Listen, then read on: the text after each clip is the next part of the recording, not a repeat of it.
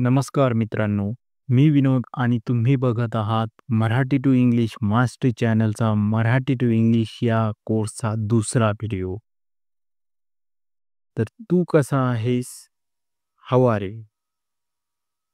मी ठीक आहे. I am fine.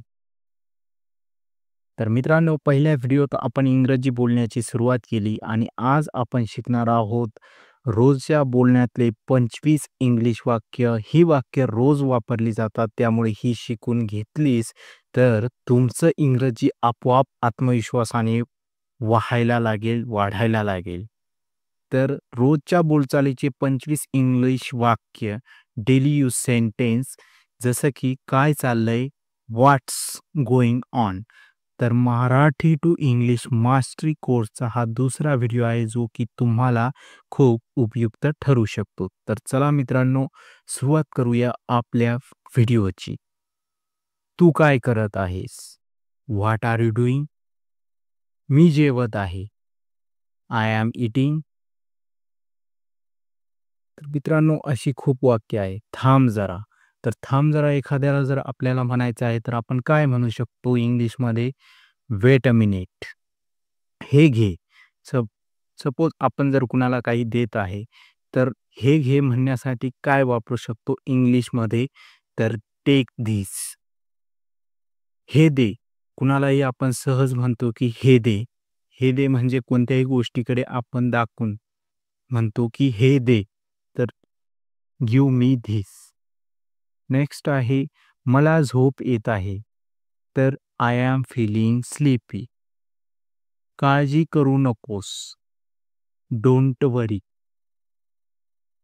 लवकर कर. Hurry up.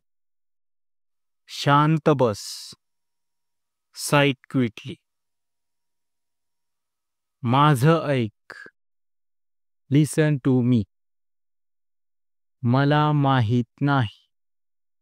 I don't know. काही हरकत नाही.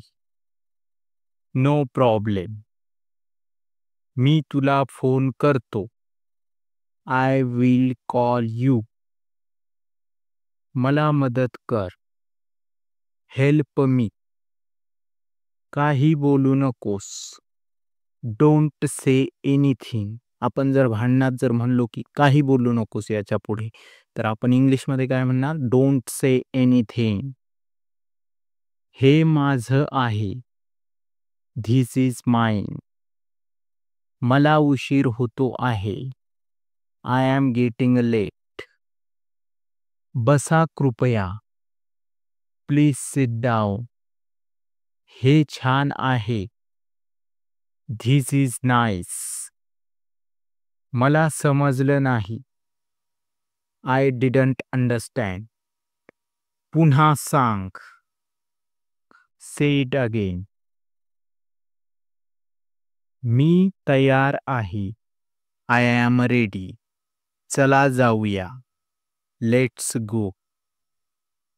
वा, आता तू 25 रोजच्या बोलण्यातील इंग्लिश वाक्य शिकला आहेस. ही दररोज बोलण्यात वापरून बघा आणि पुढील काही दिवसात तुम्ही इंग्लिशमध्ये खूप मास्टर होणार आहे. तर त्यासाठी आमचा चॅनल जरूर सबस्क्राईब करा. जर हा व्हिडिओ तुला उपयुक्त वाटला असेल तर लाईक करा, कमेंट करा आणि सबस्क्राईब करा. कारण पुढच्या भागात आपण शिकणार आहोत घरात वापरली जाणारी इंग्रजी वाक्ये, English sentence used at home. तर उद्या काय शिकणार आहोत? English sentence used at home म्हणजे घरात वापरली जाणारी इंग्रजी वाक्य. तर मित्रांनो, हा व्हिडिओ आपल्याला कसा वाटला नक्की कमेंटमध्ये सांगा आणि पुढचा व्हिडिओ या व्यतिरिक्त या टॉपिक व्यतिरिक्त आपल्याला पाहिजे असेल तर जरूर कळवा. नक्की आपल्यास मदत होईल. Thank you. धन्यवाद.